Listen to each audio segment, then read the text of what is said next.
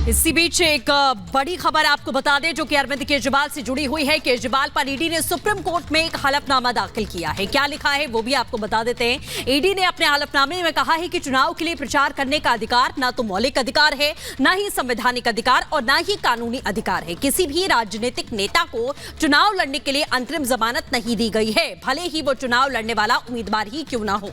और सीधे जतिन के पास चलेंगे, हमारे साथ जुड़ गए हैं जतिन। देखिए, केजरीवाल पर ईडी ने सुप्रीम कोर्ट में हलफनामा दाखिल किया है। क्या है इस हलफनामे में? Over to you. आज बिल्कुल देखिए, ये हलफनामा केजरीवाल के आने वाले दिन कैसे होंगे उस पर निर्भर करता है, क्योंकि कल सुप्रीम कोर्ट में अरविंद केजरीवाल को लेकर एक अहम सुनवाई होनी है जिसमें अरविंद केजरीवाल की तरफ से जमानत को लेकर गुहार की गई थी। हालांकि आज जब ईडी ने इस हलफनामे को दायर किया उसमें साफ तौर पर बोला है कि अगर इस तरीके से किसी राजनेता को चुनाव प्रचार के लिए जमानत दे दी जाएगी तो एक गलत तरीके से मैसेज जाएगा। हालांकि पूरा एक टाइम चार्ट ईडी ने अपने इस हलफनामा में भेजा कि पिछले 5 सालों में 123 चुनाव इस देश में हुए। कई ऐसे राजनेताओं का भी जिक्र किया जिन्होंने जेल में रहकर चुनाव लड़ा, हालांकि उन्होंने जीत भी हासिल की। तो ईडी की मंशा इस पूरे हलफनामे में यही बताने की थी कि अगर राजनेता जिनके ऊपर भ्रष्टाचार के आरोप लगे हैं उनको अगर जमानत दे दी जाती है तो कहीं ना कहीं ये मिसाल गलत होगी। ये मिसाल इस लिहाज से भी गलत होगी कि आगे जाकर कोई भी राजनेता कोर्ट में इस बात को लेकर रख सकता है कि वो चुनाव प्रचार करना चाहता है, तो ऐसे में कोई भी एजेंसी किसी राजनेता के खिलाफ कार्रवाई नहीं कर पाएगी। और भारत एक ऐसा देश है जहां पर कुछ महीनों में किसी ना किसी चीज को लेकर चुनाव होते ही रहते हैं। तो तकरीबन 44 पेजों का ये ईडी का हलफनामा है जो कि सुप्रीम कोर्ट में दायर किया गया है। सुप्रीम कोर्ट अब इस हलफनामे को भी ऑन रिकॉर्ड लेगी और उसके बाद कल जब सुनवाई होगी अरविंद केजरीवाल को लेकर तो इस हलफनामे को लेकर भी इस पूरे मामले में चर्चा की जाएगी। साथ ही आपको यह भी बता दें कि कल का दिन अरविंद केजरीवाल के लिए इसलिए महत्वपूर्ण भी है क्योंकि ईडी कल चार्जशीट भी दायर कर सकती है। तो चार्जशीट से पहले हलफनामा ईडी की तरफ से कोर्ट में दे दिया गया और जो सोर्सेज से जानकारी मिल रही है कि चार्जशीट जो दायर की जाएगी अरविंद केजरीवाल में, उसमें साफ तौर पर ईडी बोलेगी कि अरविंद केजरीवाल शराब घोटाले में एक मुख्य रोल में है, मुख्य साजिश करता है। क्योंकि राउस एवेन्यू कोर्ट में जब ईडी कस्टडी मांगती थी उस समय भी ईडी की तरफ से लगातार ये बोला जाता था कि अरविंद केजरीवाल मास्टरमाइंड है, उनके कहे बिना ये शराब घोटाला नहीं हो सकता। और कहीं ना कहीं जो आज हलफनामा भी दायर किया गया, इस 44 पन्नों में ही ईडी की मंशा यही थी कि किसी भी तरीके से अरविंद केजरीवाल को जमानत नहीं दी जानी चाहिए। और इस हलफनामे में ईडी ने यह भी बोला कि कोई भी कानून ये नहीं बोलता है कि चुनाव लड़ने के लिए आपको जमानत जो है वो दी जाए। अगर आपके ऊपर एलिगेशंस है तो कोर्ट के ट्रायल में आपको उसको फेस करना होगा, लेकिन चुनाव लड़ने के लिए अगर आपको प्रेफरेंसेस बिल्कुल जतिन, और ये कहीं ना कहीं जो हलफनामे में ये तमाम बातें लिखी गई हैं वो अरविंद केजरीवाल के लिए मुसीबत का सबब बन सकती हैं। फिलहाल हमारे साथ जुड़ने के लिए बहुत बहुत शुक्रिया। इसी बीच एक और बड़ी खबर आपको बता दें, जहां सीएम योगी आदित्यनाथ ने अखिलेश पर एक बड़ा हमला बोला है। उन्होंने साफ कहा कि माफिया की पैरवी करता है अखिलेश का परिवार। माफिया के घर फातिया पढ़ने गए थे अखिलेश और अखिलेश ने आतंकियों से केस वापस लिए। ये सीएम योगी आदित्यनाथ ने साफ तौर पर तंज कसे हैं अखिलेश यादव पर।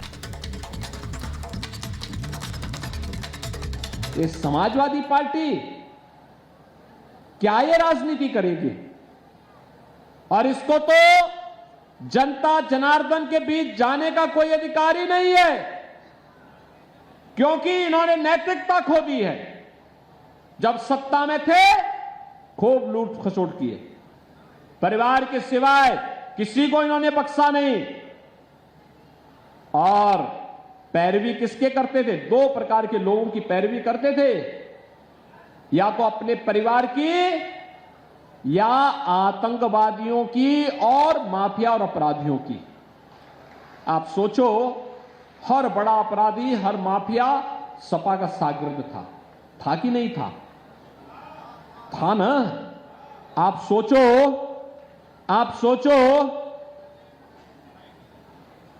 राम भक्त प्रदेश के पूर्व मुख्यमंत्री कल्याण सिंह जी का देहांत हुआ, समाजवादी पार्टी ने संवेदना के एक भी शब्द नहीं व्यक्त किए।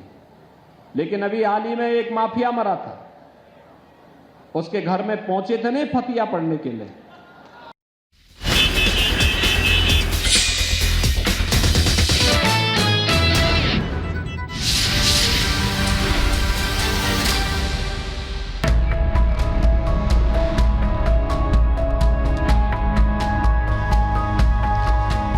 नमस्कार, रोड से रिपोर्ट लेकर हरदोई से मैं आपके साथ सुमित चौधरी, रिपब्लिक भारत की टीम। देश के अलग अलग हिस्सों में पहुंच रही है और लोगों से हम जानने की कोशिश कर रहे हैं कि वहाँ के आखिर लोकल मुद्दे क्या हैं, वहाँ की समस्याएं क्या हैं।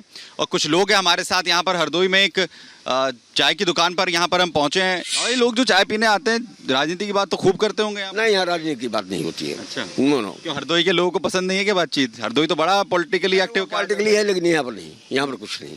अच्छा, तो क्या माहौल है हरदोई का, कुछ बताइए थोड़ा। माहौल क्या माहौल है, सब लोग एकदम सन्नाटे में है, कोई बता नहीं रहा है, कुछ पता नहीं चल पा रहा है।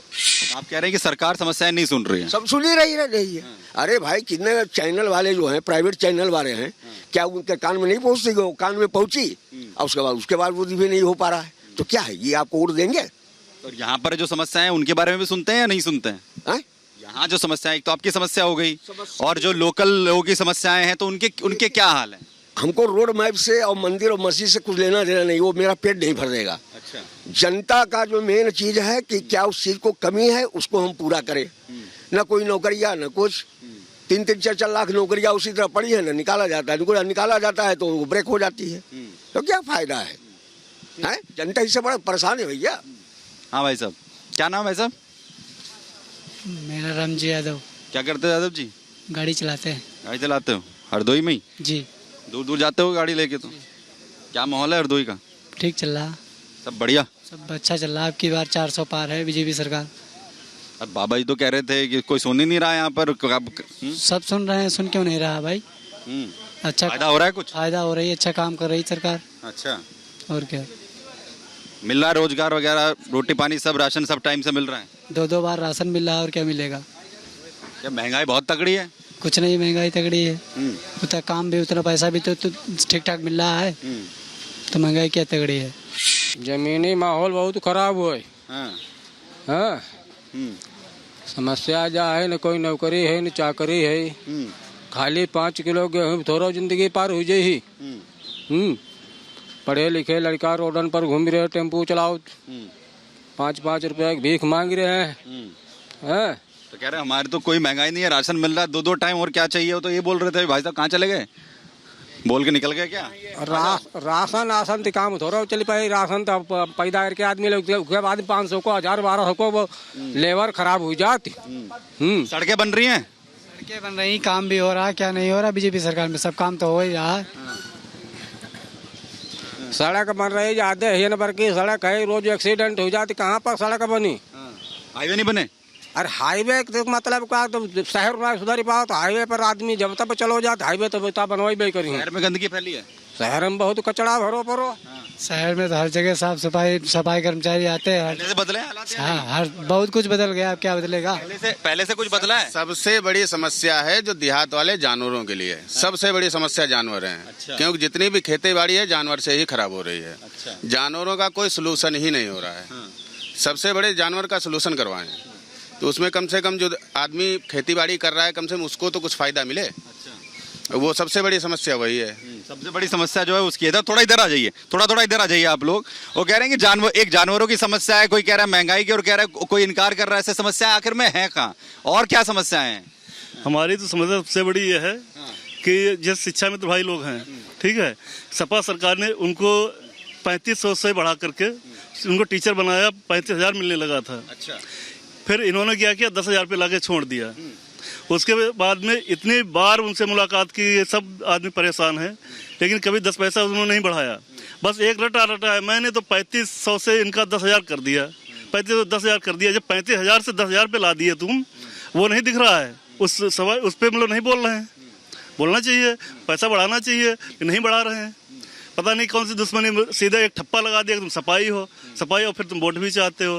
पूरी जनता, पूरी सपा, जो हम शिक्षा में थे सब इनके साथ में आए। पिछली बार इनकी सरकार अच्छी से बनवाई, लेकिन 10 पैसे तक इन्होंने बढ़ाया होता तो हम लोग खुशी होती, चलो कम से पूरा हमने प्रयास किया, इनके साथ में अच्छी सरकार बनी।